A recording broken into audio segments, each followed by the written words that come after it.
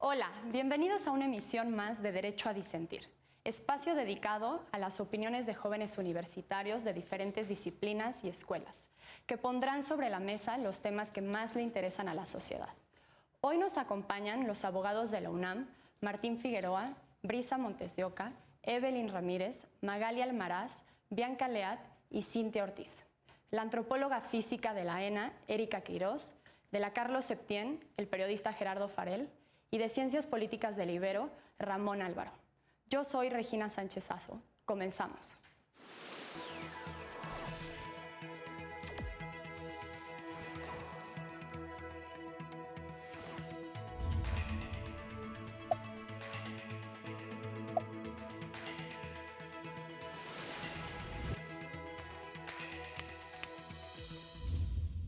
Hoy vamos a platicar de un caso en el que la Suprema Corte de Justicia de la Nación decidió cancelar la construcción del Parque Temático Ecológico Laguna del Carpintero en Tampico.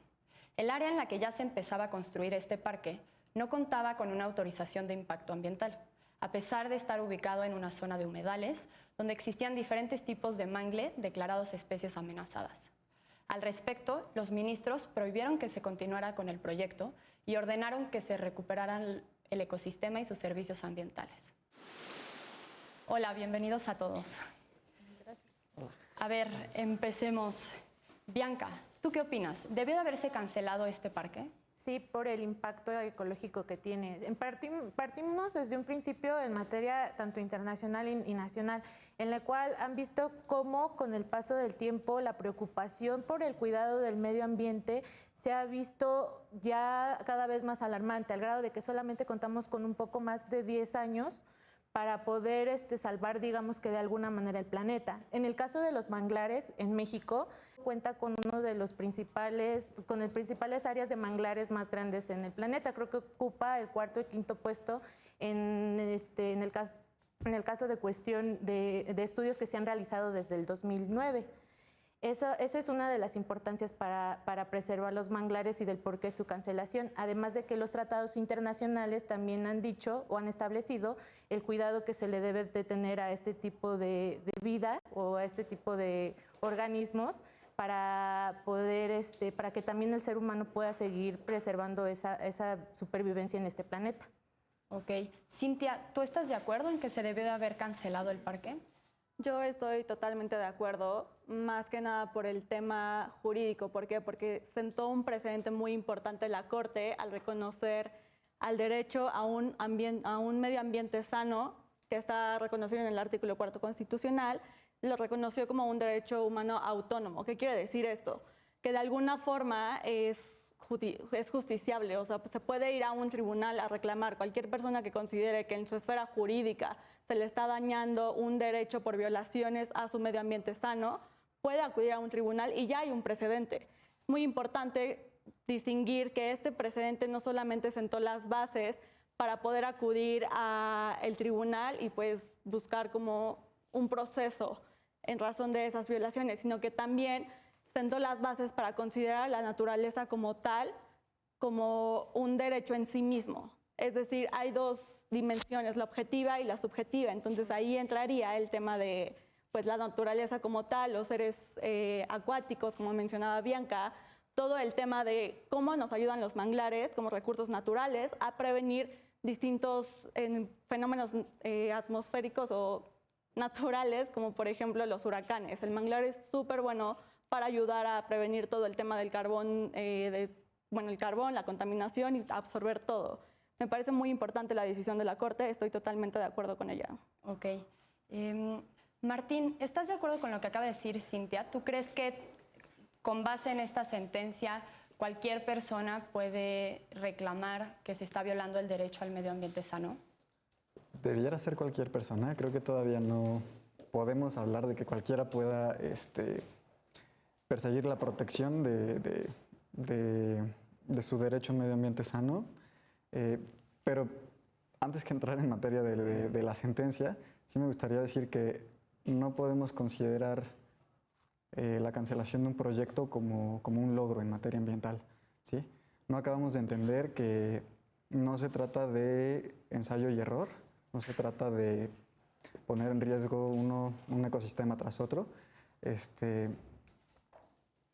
Simplemente no acabamos de entender que intervenir en materia ambiental debe ser de manera integral, que no se trata sobre si podemos judicializar o no un caso, sino que atrás tenemos toda una infraestructura en materia de política ambiental que deberíamos aterrizar y llevar a cabo de una manera más inteligente. Bueno, pero a mí me parece que más allá de política ambiental, la Corte lo que ve es realmente la materialización de la norma. O sea, si fue correcto, porque decir, es que la Corte decidió y prohibió son cosas demasiado rudas, demasiado tajantes. La Corte no decide, la Corte no prohíbe. La Corte, a través y basándose en la norma, dice si lo que se hizo estuvo o no apegado a derecho y obviamente, como dice aquí el compañero, lo que tienes que hacer es sentar bases no solo jurídicas, sino política ambiental, pero eso no es solamente materia de la Corte. A veces le dejamos o creemos que la Corte tiene en las manos muchísimas cosas. Y claro que no. O sea, ¿cuántas veces escuchamos en las noticias? Es que se le concedió el amparo a tal persona corrupta por esto y por aquello. Pues si el amparo estaba bien argumentado, si el amparo estaba perfectamente sustentado, lo incorrecto sería no conceder el amparo, no amparar y proteger, porque la Corte, recordemos que es imparcial. O sea, la Corte, recordemos que la impartición de justicia es así, tiene que ser objetiva, no conforme al sujeto, no conforme al objeto. Ahora, en materia ambiental es muy complicado porque tienes que acreditar cierto interés en que realmente se está viendo trastocado tu derecho subjetivo y lo puedes ir a reclamar, lo que decía Cintia, de que es justiciable.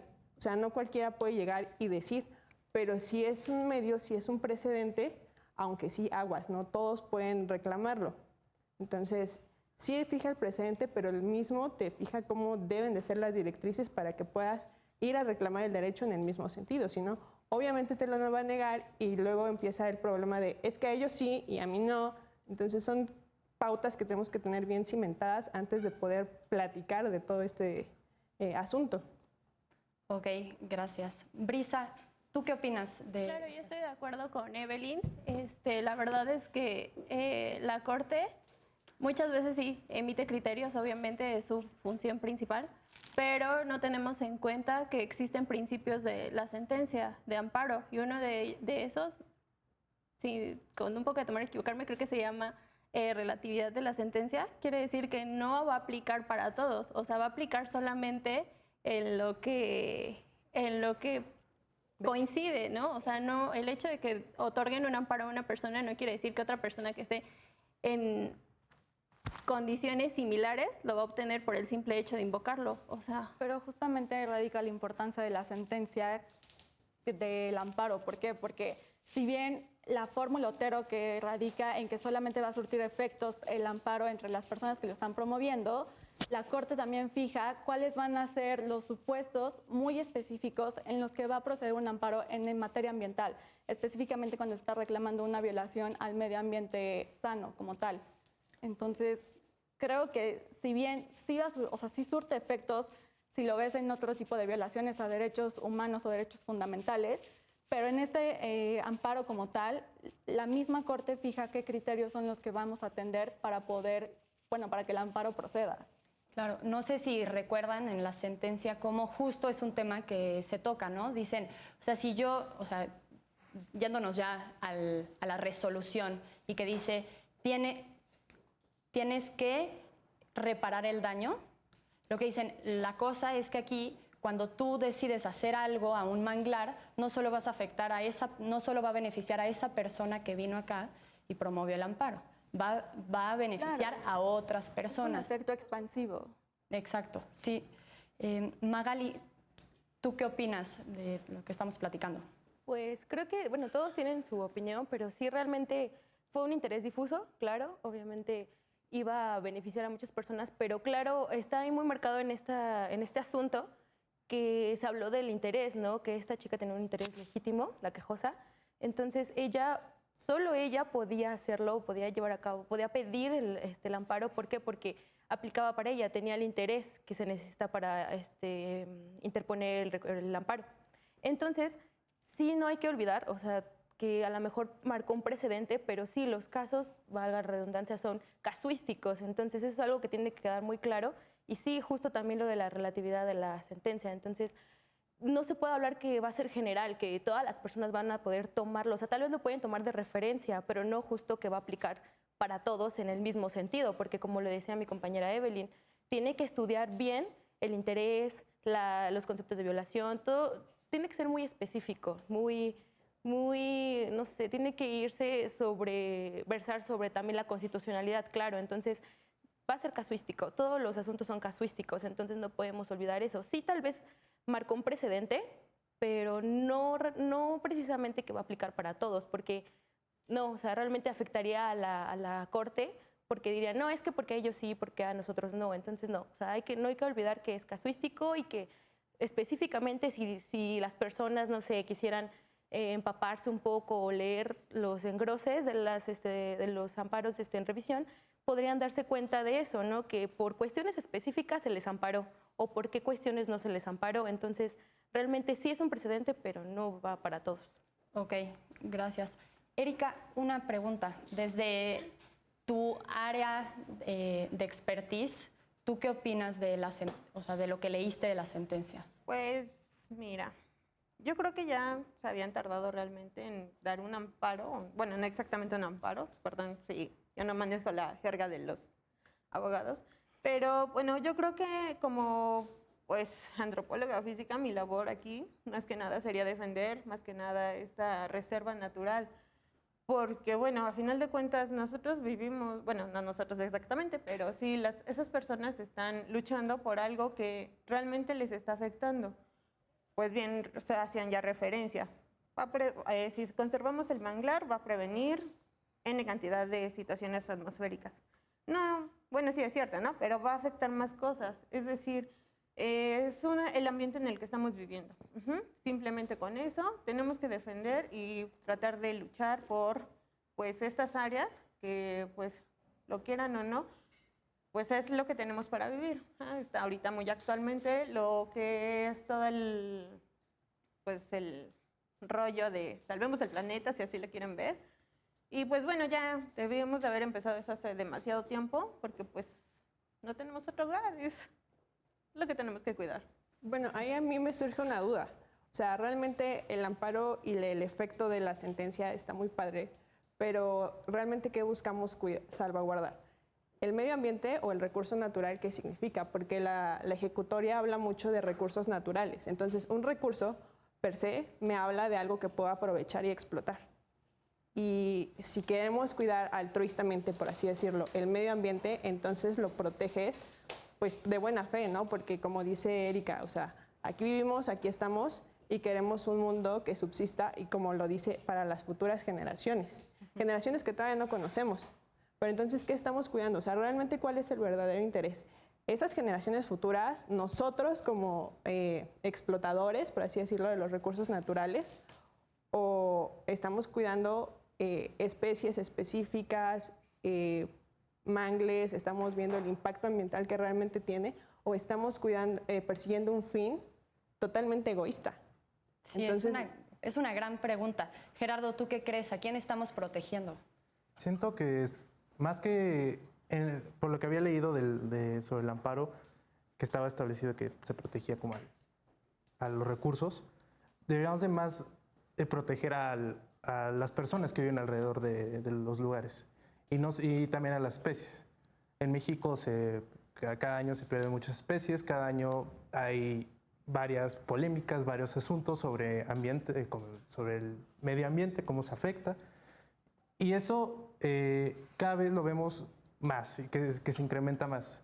Yo concuerdo con mi compañero de que deben de haber más. Está bien, yo sí creo que es una victoria ante la Corte, pero debería de plantearse más hacia el legislativo.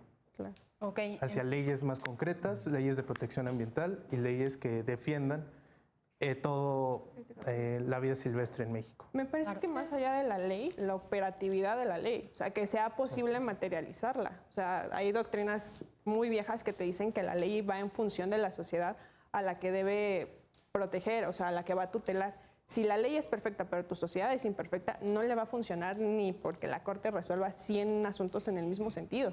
Entonces, yo creo que ahí entra la interdisciplinariedad del derecho, que tenemos que observar muchísimas cosas antes de poder resolver o tomar una resolución, porque estamos viendo el aspecto social, el aspecto jurídico, el aspecto económico. O sea, es muy difícil, realmente estás parado así, eres un globito en un cuarto de alfileres. No te puedes hacer mucho para un lado porque entonces ya se perdió. Pero sí estoy de acuerdo en que el principio, no, o sea, el deber no es de la Corte, sino del legislador al momento de emitir una ley que sea operativa realmente. Sí, Ok. pero también... si quieren ahorita regresando del corte hablamos más sobre las leyes y su implementación. Ahorita tenemos que ir a un corte. Muchas gracias. Estamos de vuelta en un segundo.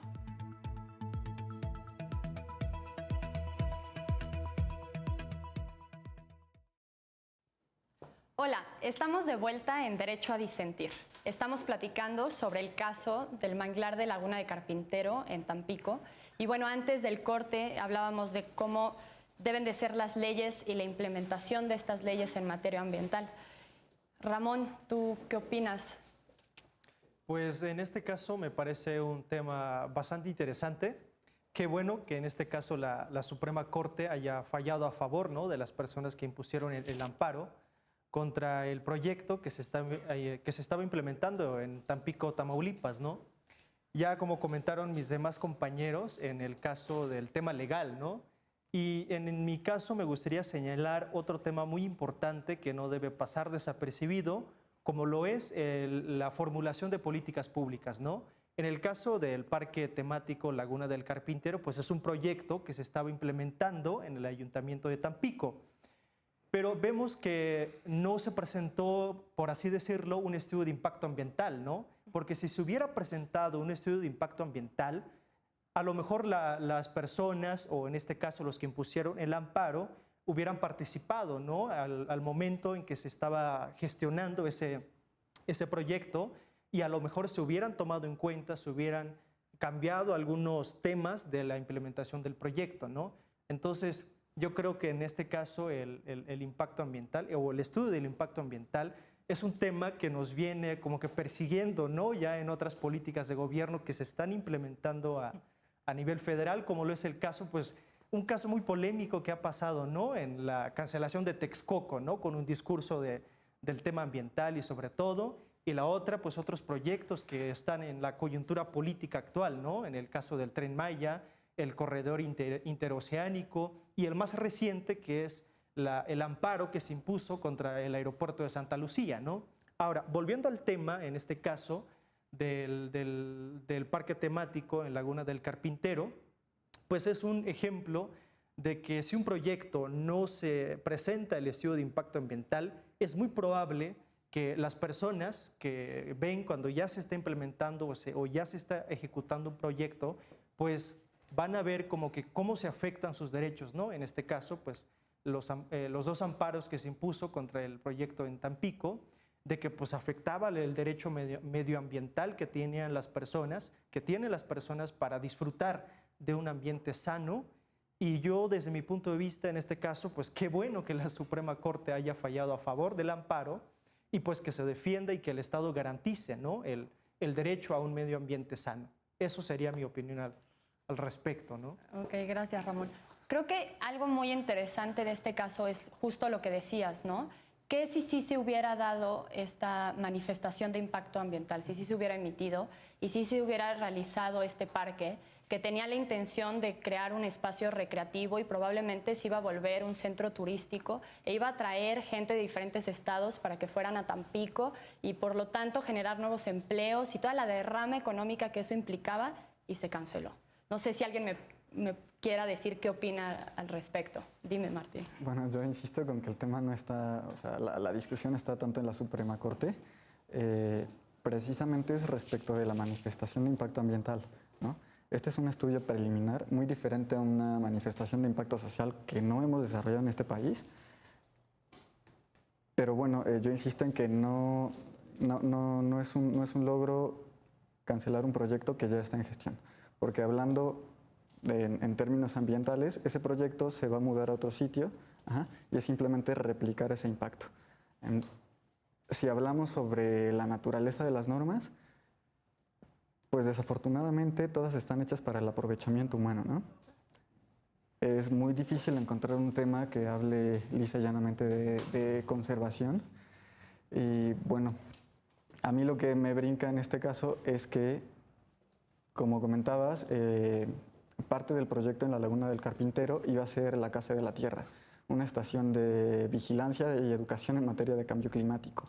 Entonces, si estamos desarrollando toda una infraestructura para poder aterrizar este proyecto y lo hacemos mal, quiere decir que no solamente el orden administrativo es incorrecto, sino que todos esos esfuerzos están yendo a la basura, ¿no?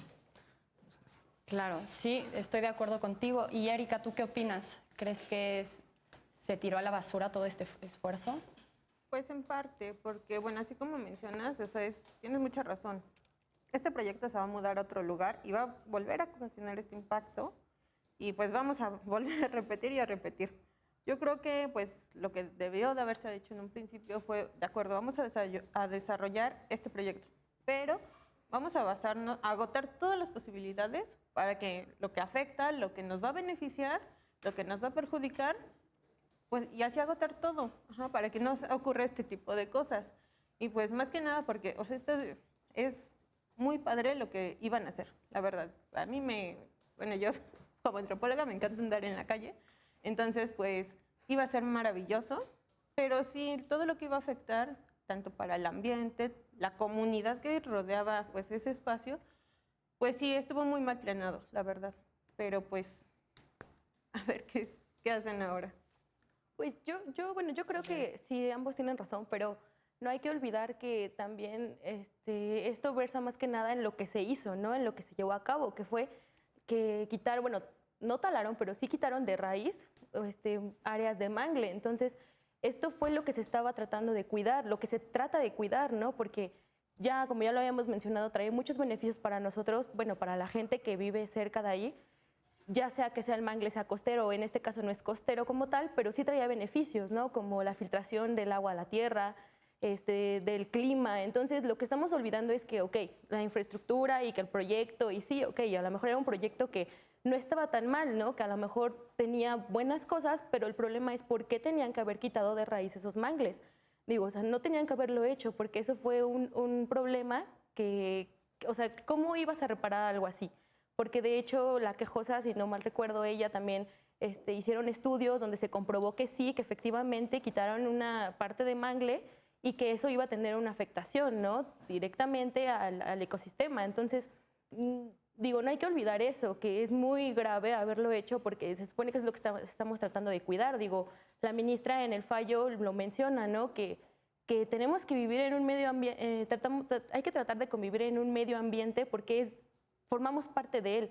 No es que nosotros lo creemos o algo así, sino es parte de donde nosotros vivimos. Entonces tenemos que cuidarlo y tenemos que velar porque haya leyes que lo regulen y que regulen ya sea si lo van a talar o lo van a cortar o lo que va a afectar a futuro, ¿no? Porque como bien lo decía, no es una afectación que sea nada más ahorita, va a ser a futuro, ¿no? Paulatinamente se va a ir dando esa afectación. Entonces digo, sí está bien que toquemos el tema, obviamente, del proyecto, pero pues también cómo fue que afectó a la naturaleza en sí, ¿no? Porque pues estamos hablando de eso, ¿no? De derecho ambiental, entonces de políticas medioambientales. Entonces, coincido con ellos, pero sí también no hay que olvidar esa parte, ¿no? De cómo se fue afectando el mangle en ese sentido. Porque, claro, hay una convención, la Convención de Ramsar, si no mal recuerdo, que justo regula eso, los humedales, ¿no? Que los humedales son una porción de tierra que puede ser completamente o parcialmente de agua. Entonces,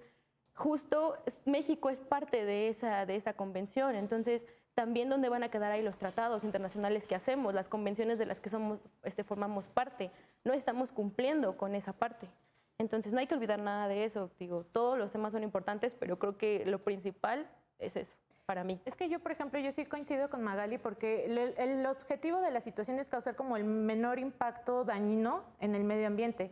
porque lo ideal pudieran haber sido, ok, a lo mejor cortan un par de manglares, pero no los cortan de raíz, porque ya cuando pasa eso, pues a veces los daños son irreversibles. Esa es una cuestión. Otra cuestión, como también menciona, o sea, al final de cuentas todos somos parte de este planeta y de hecho lo mencionan que la aplicabilidad de la ley no nada más va a bastar con eso, sino también va a bastar con la participación de la comunidad o de la sociedad, porque el hecho de también no cuidar el medio ambiente puede traer otras consecuencias tanto a corto, mediano y largo plazo. Por ejemplo, una situación que puede pasar a causa del medio ambiente es el de desplazamiento de personas, en el sentido de que las personas, si llegan a tener catástrofes de medio ambiente, y se ha visto últimamente que como las inundaciones o situaciones de ese estilo han hecho que la gente se tenga que desplazar a otros lados porque ya no pueden habitar en ese lugar, porque ahora sí que de alguna manera la naturaleza reclama lo que es lo suyo. Y es como también dice mi compañera, en el caso de los tratados internacionales, pues también México tiene esa obligación de velar por la situación del medio ambiente. En el caso de aquí, por ejemplo, tanto el manglar blanco como el rojo se encuentran como especies amenazadas, cuando en realidad no debería de ser así, porque México se compone de una gran parte de manglares que nos van a ayudar a futuro y no nada más como tal como para la supervivencia del aire o de alguna situación así, sino que también como para huracanes o otras situaciones que tengan que ver con inundaciones, que es algo que nos está afectando actualmente a todos, sobre todo en esas temporadas.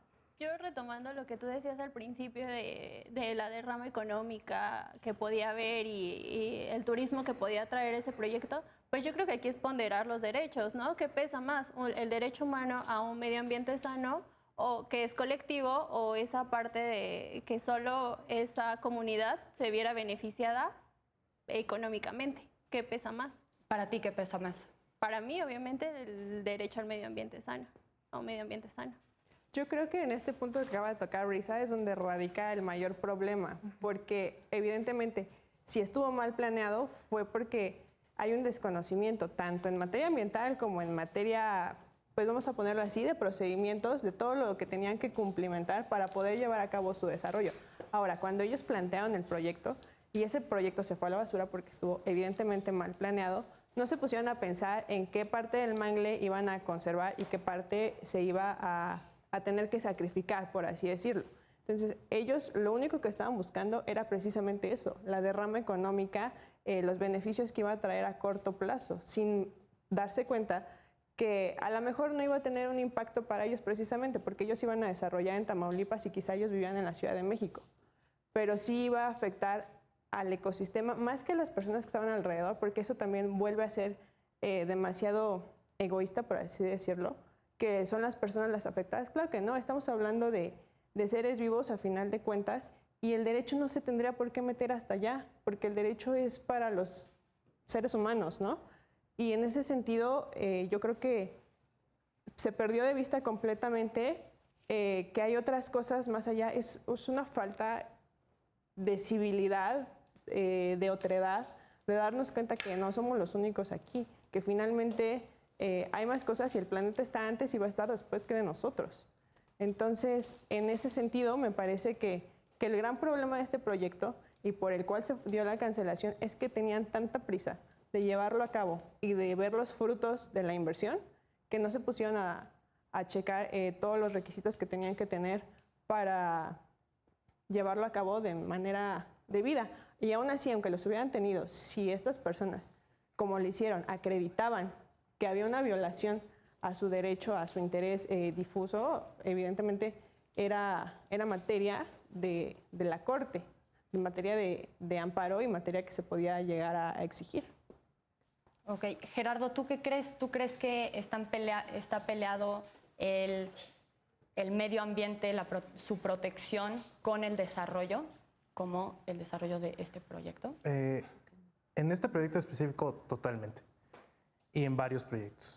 Hemos visto, ya me ha mencionado mi compañero, que acá actualmente hay varios proyectos del gobierno federal que están peleados con el medio ambiente. Un claro ejemplo que omitió mi compañero es la refinería de Dos Bocas, que ahorita tienen pronosticado que va a perjudicar a más de 100 especies. Muchas veces se ve estos proyectos que van a beneficiar a unos cuantos, nunca se ve el impacto que va a tener a toda la comunidad y toda México. Estos proyectos, como ya había dicho, benefician a unos cuantos y beneficia a los que tienen el dinero. Mientras que a la gente de las comunidades alrededor no les traen buenos beneficios y a veces les perjudica más. ¿Pero no creen que este tipo de proyectos pueden beneficiar a crear empleo en esas comunidades? Bueno, yo en ese caso, desde luego yo creo que los proyectos muy grandes, como es en el caso en este caso del parque temático, ¿no? Yo creo que sí sí va a generar empleo, desde luego, porque pues se implementan proyectos muy grandes, va a haber derrama económica, va a haber atracción turística, por ejemplo, pero quizás, bueno, yo creo que el punto fundamental aquí es que si se hubiera presentado el impacto ambiental, ¿qué tanto afectaba la implementación de ese proyecto a la zona? Es decir, al mangle que estaba ubicado allí, ¿qué tanto afectaba? ¿Se afectaba, por ejemplo, el 10% y se conservaba el 90% y se seguía? Es decir, que no afectaba mucho, entonces en ese caso sería factible el proyecto. Pero si la implementación de ese proyecto impacta más del 60% o más del 50% de la zona, ahí sí no es factible. Pero toda vez de que se haya presentado el estudio de impacto ambiental, ¿no? Entonces, yo creo que desde ahí hay que partir. Y yo creo que, bueno, en este caso el tema fundamental es el de desarrollo sustentable, ¿no? De que sí vamos a impulsar el proyecto económico de infraestructuras y todo eso, pero también no hay que olvidar la parte más importante del impacto ambiental de los proyectos que tienen un alto impacto, ¿no? En la sociedad y tanto en los recursos que hay en México, por ejemplo. Me parece muy interesante que ahorita tocaste el tema del desarrollo sustentable. Si quieren, ahorita que regresemos del corte, lo platicamos entre todos, ¿va? Muchas gracias. Ahorita regresamos a Derecho a Disentir.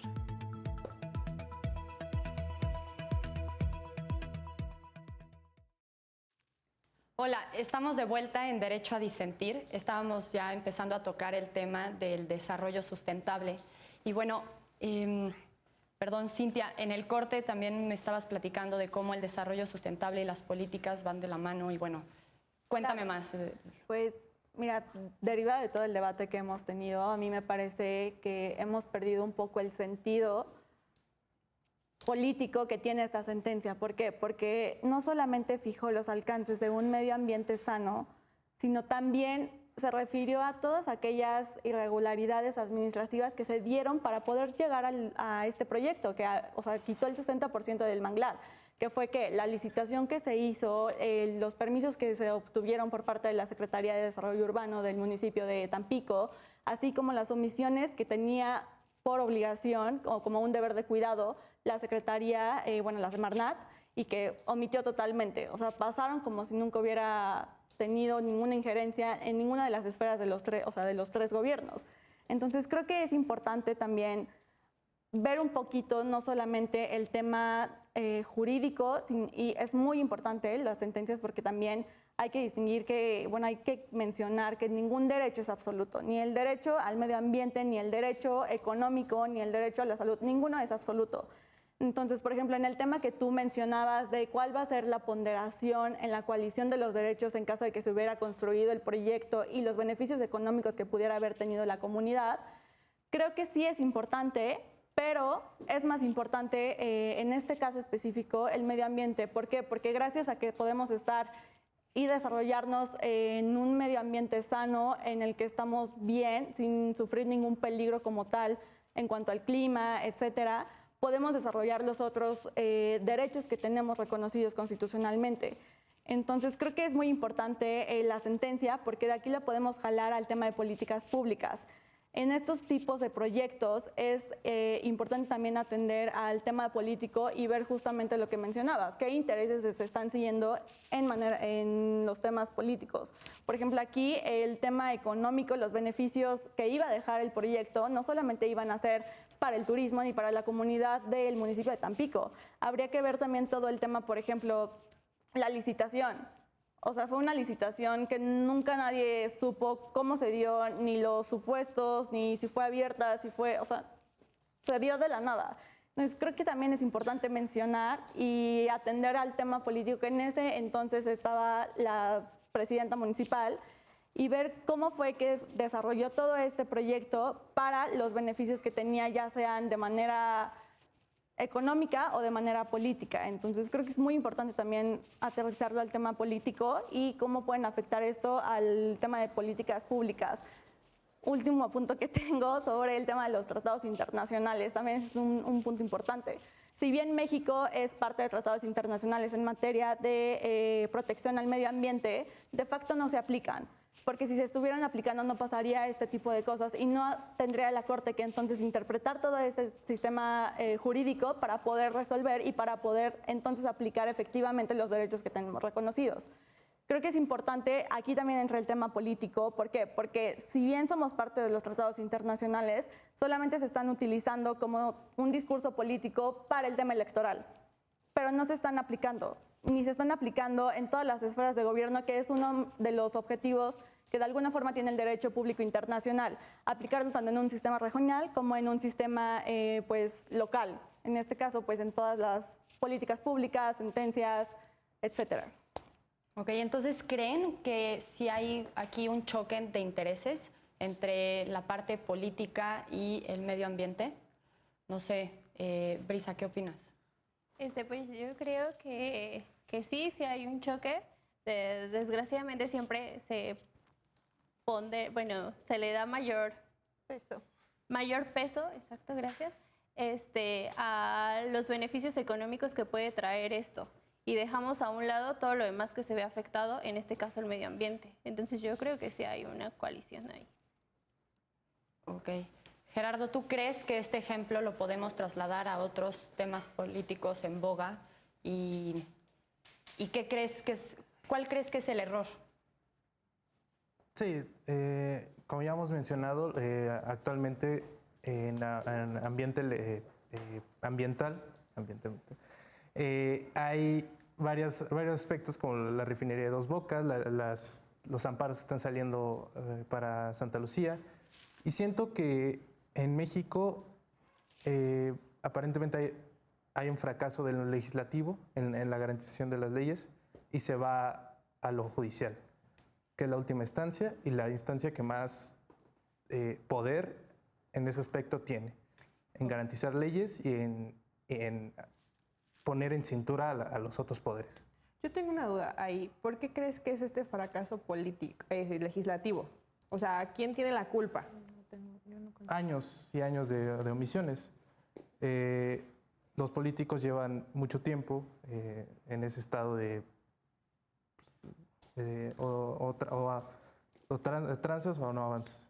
Pero tampoco se trata de cargarle toda la culpa a un poder en específico, en este caso al legislativo. Digo, por eso existe la división de poderes, en el que los tres poderes en conjunto van a lograr el bien común de la sociedad.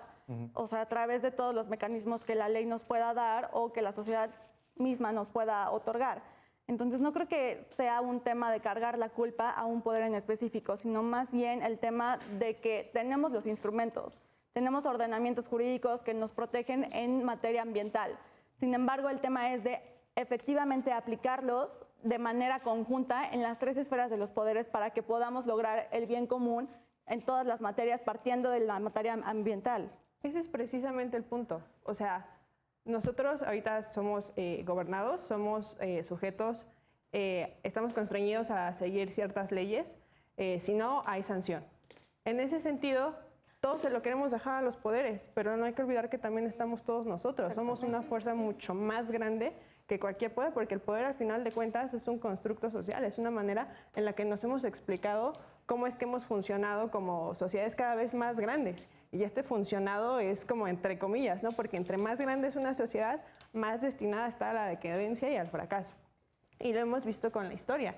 O sea, quien no conoce su pasado está condenado a repetirlo y cargarle todo al que está bajo el reflector, al que está en la corte, al ministro, al presidente, al gobernador, o sea, me parece que también que estamos haciendo como sociedad, y si como sociedad el único medio que tenemos para ir a defender nuestro derecho y hacer algo es precisamente el juicio de amparo, pues creo que ahí está nuestra trinchera y desde ahí tenemos que luchar.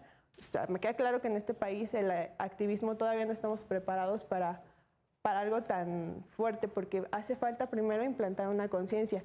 El primer paso es precisamente esto, defenderlo desde tu trinchera. ¿Cuál es tu trinchera? Bueno, yo tengo un derecho, lo voy a defender, voy a llegar a donde tenga que llegar por defenderlo.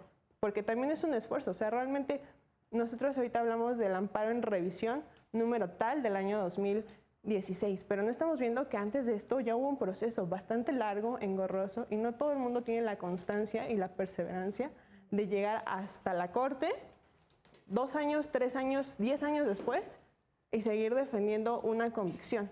O sea, realmente coincido, no es culpa de ningún poder, es culpa de todos nosotros. Sí, de hecho con lo que dices es también con el cumplimiento que se dice del principio de participación ciudadana, en el cual además de la coordinación que deben de tener los 3 poderes en los 3 niveles, ya sea federal, municipal o estatal, también la otra importancia que se debe tomar es esa conciencia de las personas, de qué cambio queremos generar, no nada más en el sentido de que voy a tramitar un amparo, sino también en nuestras actuaciones. Por ejemplo, como lo último que se ha dispuesto en el Poder Legislativo de la Ciudad de México, con la prohibición de materiales como plásticos y todo ese tipo de desechables como el unicel.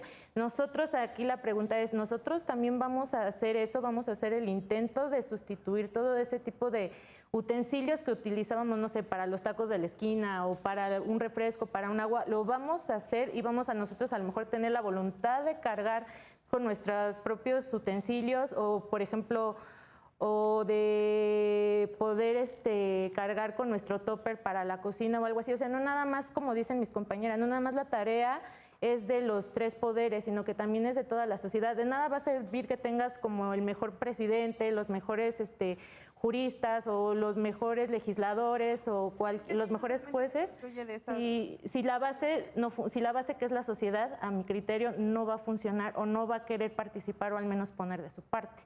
Yo lo veo desde ese punto. Claro, pero eso tiene como consecuencia que justamente se tengan que llenar esos vacíos mediante políticas públicas, mediante sentencias, mediante los poderes públicos como tal. ¿Por qué? Porque la sociedad, ¿qué vas a esperar de una sociedad que quiere, por un lado, disminuir todo el tema al medio ambiente, el plástico al océano, los popotes en las tortugas, si por otro lado siguen consumiendo Coca-Colas que tienen muchísimo plástico, shampoos, compran todas las botellas, toneladas, así cajas en tiendas departamentales de botellas de agua? O sea, el tema no está, estoy de acuerdo, el tema es una conciencia, pero cuando la sociedad no quiere ni siquiera tener una conciencia acerca de qué derechos están reconocidos y cuáles son las facultades que ella misma puede ejercer, pues es que no entra nada más que entren a tapar esos vacíos no legales, sino legales, legislativos, judiciales. Y gracias a esto es que están estos poderes. O sea, el tema sí es la conciencia, pero el tema es cómo hacemos a entender a la sociedad que es a través de ella que se puede tener todos los beneficios que nos está otorgando en cuanto a derechos, en cuanto a derechos económicos, etcétera. O sea, ese es el tema, no tanto el tema de que no entendamos o no, el tema es cómo se hace entender a la sociedad. Y creo que nuestra sociedad no está preparada, porque así se ha demostrado, que estamos listos para poder llevar una vida como lo dice, llevar tu termo por tu café y dejar de pedir la tapita y todo el vaso de plástico. O sea, creo que de alguna forma es consecuencia de la misma sociedad y que no quiere cambiar, que no le gusta. O sea, está muy cómoda y ahí es donde entra todo este tema. O sea, el tema ahí es cómo hacer entender a la sociedad. ¿Sabes? Eso es perdón. Sí, adelante. Eso es lo peligroso de llevarlo al ámbito político. O sea, la política pública te queda muy padre, la desarrollas tu FODA, desarrollas tu matriz se me fue en este momento, ¿cómo se llama? ¿Indicadores? Exactamente, desarrollas tu matriz de indicadores, queda preciosa. Tú ve y explícale eso a una comunidad indígena, por ejemplo. Tú ve y explícale eso a las personas que están acostumbradas a vivir precisamente en otro entorno. O sea, tampoco se trata de que seamos borreguitos en el que se tenga que estar arriando y no, para allá no, sigue este sendero. No, para allá no, este sendero. O sea, más allá que la política pública, ya lo decía Vasconcelos en su tiempo, solamente la educación sacará a este país de la barbarie. Y si la educación, y si quieres que la sociedad lo entienda a través de una política pública, yo creo que estás corrigiendo en lugar de previniendo. Creo que lo ideal es prevenir. ¿Dónde prevenimos? En un salón de clases. ¿Dónde prevenimos? Dándole difusión a este tipo de temas. ¿Dónde prevenimos?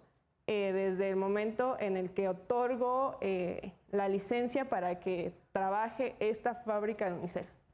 O sea, desde ahí. Sí, ya, de hecho lo comentabas hace un rato, de que a veces pretendemos buscar culpables, ¿no? de todo el tema. No, yo no creo que hay que ponerle una carga moral al asunto, sino no hay culpables, lo que sí hay es responsables del problema. Es decir, me refiero en específico a los tomadores de decisión, que pueden ser los políticos, los diputados, los senadores, los presidentes municipales. Prácticamente, bueno, es que nosotros, los ciudadanos comunes, estudiantes o no estudiantes, que no estamos en un cargo de elección popular, pocas veces tenemos oportunidad para decidir o para disertar en un tema. Y realmente los que toman decisión son los que están allí en el aparato del gobierno. Entonces, no hay culpables, sí hay responsables, y qué hacer con esos responsables, ¿no? Entonces, yo creo que ese es el punto, y hay que empezar ahora ya que estamos en el tema legal, hay que ir evolucionando en las leyes de tal forma que las decisiones tengan un enfoque medioambiental, ¿no? Y eso pues podría resolver el problema que podríamos sufrir a futuro.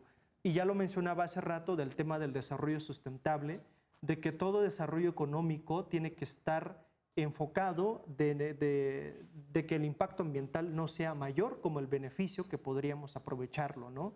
Y eso yo creo que ese es el tema que debemos de tomarlo en cuenta. Claro, el costo-beneficio. Sí, el costo-beneficio, básicamente. Pero vuelve a ser bastante difuso. O sea, realmente, como dices, no tenemos manera de llegar a un escaño del Senado, de la Cámara de Diputados, y llegar y decirles, oigan, ¿saben qué? Esta ley la están planteando horrible. Y cuando la empiecen a dar operatividad, en el primer acto de aplicación, se las van a votar porque es inconstitucional a todas luces o es inoperable a todas luces. Pero ¿sabes qué? Ahí falta cierta especialidad de nuestros legisladores. Yo hasta hace tiempo defendía perfectamente que los legisladores no tuvieran que demostrar cierto grado de estudios, porque es la representación del pueblo. O sea, el pueblo es el campesino de Michoacán, el pueblo es el pescador acapulqueño, el pueblo es el chilango que se sube todos los días al metro, y por eso no tenía por qué tener estudios.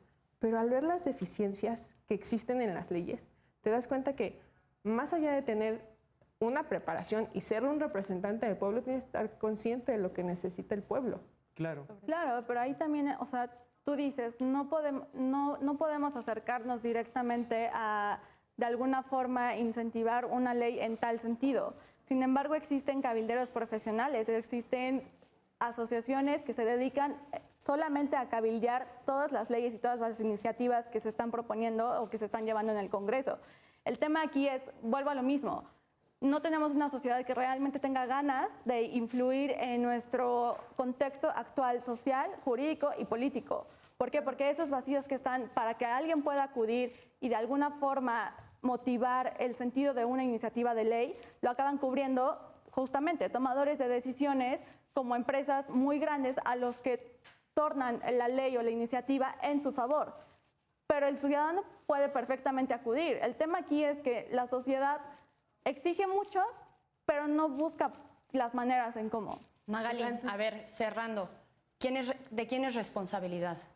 Pues yo creo que de todos. De todos, sí, claro, obviamente los legisladores, la corte, todos son los que nos representan, ¿no? Son aquellos que van a estudiar y que van a tocar como que los temas a fondo. Nosotros solo planteamos el problema y ellos van a tocar como que todo a fondo, ¿no? Pero sí, es responsabilidad de todos, completamente, ¿no? Pero pues también ya no podemos estar por ahí por la vida diciendo, no, es que la gente no quiere cambiar. Hay que empezar nosotros, ¿no? Nosotros hay que tomar la decisión, hay que empezar a poner el ejemplo.